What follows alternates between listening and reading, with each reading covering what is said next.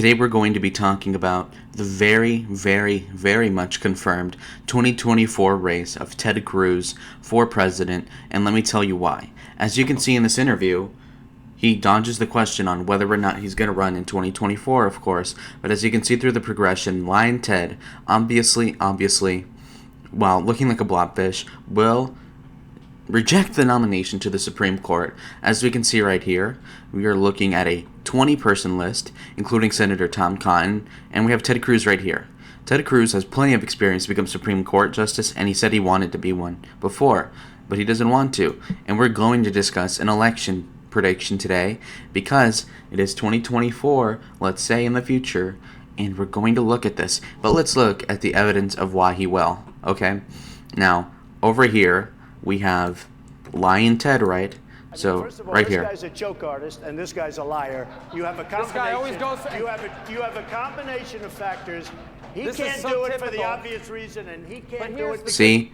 He's calling him a liar, so Lion Ted, of course. So we have these guys fighting in the primary. Already a rocky start. So where is his chance, okay? Will he become MAGA? Well, as you can see right here, you see this rally. And look, they're friends again. As you can see, Ted Cruz will use Trump when it's convenient. And he used him, alright? So there you go, 2018, and they're already friends again. And this is the midterm elections, right? This was the election that was one of the most popular ones in this midterm. Why? Well, because it was Ted Cruz, a fake Hispanic, who went against Ted Cruz, a real Hispanic, a self-hating one at that, and we're looking at at Lion Ted before the beard. Remember, before the beard, he was Lion Ted. Lion Ted befriended Donald Trump again, even though Donald Trump called his wife ugly, called him a liar, called him a salesman, a snake's oil salesman. Lion Ted picks up the Bible and lies. All right, so clearly Ted is capable of being MAGA or non-MAGA. All right, clearly. Okay, now let's look at the Senate election. As you can see right here, he went from winning the safe red state of Texas to barely winning it. He won by 2.6%. What does that mean? That means in a state of 38 million people or whatever, 28 million people, he only won by 200,000 votes. And really, it's kind of pathetic how bad he did here. And he barely won this one, okay? Despite the odds, and he needed Trump to pull the base for him. Quite interesting, right? As you can see right here, he was second place in the 2016 nomination for president. So if he knows he can get second place in 2016, what makes him think that he can't get number one in 2024 when he has more experience under his belt and he's wiser? And that's completely valid, He looks better with the beard than without it. He looks more genuine, and that was a problem in 2016. As you can see, there's Marco Rubio in that primary who did pretty well. And you have John Kasich in there that everybody hates for a good reason. And as you can see, Ted Cruz has a certain appeal to these prairie states. He's a conservative. He's a religious conservative. As you can see here, he won the yellow states. All right, so he has an appeal to the Tea Party caucus, etc. All right, so now let's get on to the election prediction. As you can see right now, it's 2024. This is going to be Ted Cruz with Vice President Marco Rubio on the ticket against Gavin Newsom and Pete Buttigieg, all right, as the VP. Now, this is assuming Trump wins, all right, and Kamala loses the VP pick, obviously, and she doesn't have any clout because she lost with Biden, all right. So let's go on to the safe states. Ted Cruz would do amazing in such states such as Oklahoma, Arkansas, Missouri, Mississippi, Alabama, Kentucky, Tennessee, West Virginia. All right, so we're looking at safe states for Republicans. He would get safe South Carolina. He would look at a safe Alaska. He would look at a safe blue Hawaii. The West Coast is completely safe blue. We're looking at states such as the hellhole of Chicago, which infested Illinois to become a Democratic state for the foreseeable future. New York, of course. So 29 electoral votes for New York. We are looking at Massachusetts, Connecticut, Rhode Island, New Jersey, Delaware, Maryland, D.C., Vermont. And by the way, I know I got the map wrong. This is the 2016 map, but I forgot about that, number one, and that's assuming the census is the way they predict it. And since they're counting illegals, I think they're going to skew the numbers in favor of the Democrats, unfortunately. Now, as we can see, we have a ton of states that are going to be under 10% in this election. And right now, I'm going to call the state of Nebraska, with the exception of one of these, of the little nipple one, the 2nd Congressional District, for Cruz, and I would say this would be a lean Newsom. Now, the economic situation in this election would be approximately, let's say, 4.5% unemployment and 2.5% GDP growth. So we have a good economy, not as good as it used to be in 2019, but we're assuming Trump gets out of the recession and everything is chiming just well. Now, Indiana, of course, is going to be safe red. I forgot about that. We're going to look at the next state, which is Virginia. Virginia is going to be a Gavin Newsom friendly state. This is going to go like 7 points for Newsom. Rubio has good appeal, but again, he's not the presidential candidate. He's the vice presidential, and that'll hardly change anything. We look to the state of Texas. Will he win Texas? Some people say that Texas is going to flip blue because of demographic change. Well, let me tell you something. The demographics between 2020 and 2024 is going to be like a 1% difference in the electoral, or maybe like 3%, whatever. So it won't be enough to change the 8-point margin Trump had in 2016. Meaning that, at worst, I would see Ted Cruz winning this by 5. But since we have two Hispanics that happen to be white as well, this will be advantageous demographically speaking against two whites. So we're going to look at Texas as either safe or likely. If you want to be pessimistic, I'll give it likely. I would say personally that Ted Cruz would get 10 or 11%, which would make this safe technically in that category. Now, when we look at the state of Georgia, Georgia has a lot of electoral votes. It's a sleeper, and it is trending blue. Now, Trump won this state by, I think, 3-5 in 2016.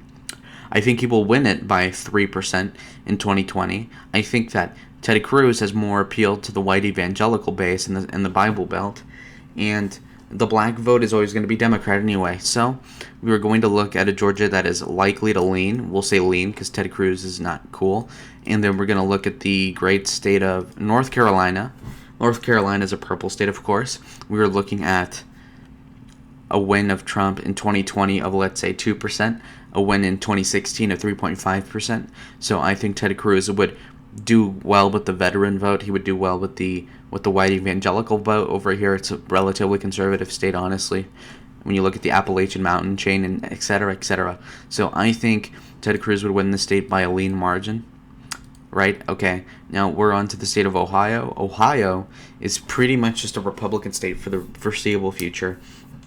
Trump's 9-point win was enormous in 2016. In 2020, I predict he will win by anywhere from 6 to 11%. I would say he was going to win it by, let's say, 7. Okay, Ted Cruz would probably win it by a lean margin because he does not have the same populist appeal. All right. Iowa is going to go likely Cruz because the evangelical vote, he did well in 2016 in Iowa, though he did cheat. All right, but still counts. Minnesota, oh yeah, and then Buttigieg cheated, so that negates the point. We look at the state of New Mexico, and I predict Ted Cruz and Rubio would get approximately 30. If Trump goes from 28% of the Latino vote in 2016 to, let's say, 33% in 2020, I think Ted Cruz and Rubio would get 37% of the Hispanic vote. I say this because the Democrats have no appeal to Hispanics in particular, as well as the religiousness of Cruz, as well as Rubio being a Cuban. In all this, the Hispanic factor will help them a lot. So I think they'll be more attractive to Hispanics than Trump, but not quite as good as George W. Bush was in 2004. Meaning that Newsom wins with a likely margin in Colorado. He also wins New Mexico by a likely margin. We're also looking at the states of the Rust Belt over here. And as you can see right now, I'm going to give... I'm just going to not care about Maine. It's not going to be consequential in this election. But as we can see, we're pretty close right now. Now, in Pennsylvania, I believe that if Newsom, who is pretty far left but not a socialist, if he goes really hard on green energy, I can see Ted Cruz winning, assuming it gets turned out well. And also, I would say the Western Pennsylvania is just way too important in this election. And I do believe that Cruz would win this tilt. I only say this because the green energy stuff is killing the Democrats in the Rust Belt. As you can see right now, Michigan is a very close state, and I believe Gavin Newsom would win this tilt. Why? Well, I think it is becoming to be more Republican over time, but at the same time, that's because of populism, and Ted Cruz is just not as populistic in tone. And then we look at Wisconsin. Wisconsin, I think he could tilt it in his direction. I say this because I believe the Scott Walker type of Republican can work in here. And I think that if he has the right ground game, he can make it work for him. And the Republican primary, he won it in 2016. So that means that his type of Republicanism is compatible with Wisconsin. So theoretically, I could see it overall with a good trend in 2024. Minnesota is not going to be a Cruz state. He has literally no appeal in this place. So New Hampshire, the great state of New Hampshire, is going to be an interesting state to watch. I think Rubio would be able to win this one against Newsom, but he's the VP. Cruz, again, is not appealing to the moderates. I would say tilt Newsom. And then when we look at the states of Nevada, Arizona, and Florida, who will win? It's anybody's game at this point. I believe that Newsom's going to win Nevada, not only because the Californians have invaded Nevada and pillaged it of all what's good in there. I think that the demographic changes won't help Cruz, really. And I also do think that Newsom, I mean, it's the state right across. I think it could definitely go for the Democrats. Now, when we look at the state of Florida, I think Cruz and Rubio will win. Why? Well, Rubio is a Cuban. Cubans will vote for Rubio. Cruz is an Hispanic. Cubans like this. The senior vote will go for Cruz. He's religious. Newsom and Buttigieg have no particular appeal to this place. So I'm going to give it a lean margin towards Cruz and Rubio. As you can see, the great state of Arizona, the best state in the union, will also go to Cruz and Rubio by a lean margin. I can tell you this why. Unfortunately, Arizona has a lot of support from neocons. Ted Cruz really does well at biting the line between a neocon and an evangelical Tea Party guy, which is exactly what is necessary to win Arizona, kind of. So I think he could win it by a 3 to 5% margin. Rubio helps. He's an Hispanic as well. So as you can see right now, the election's going to be 291 to 247.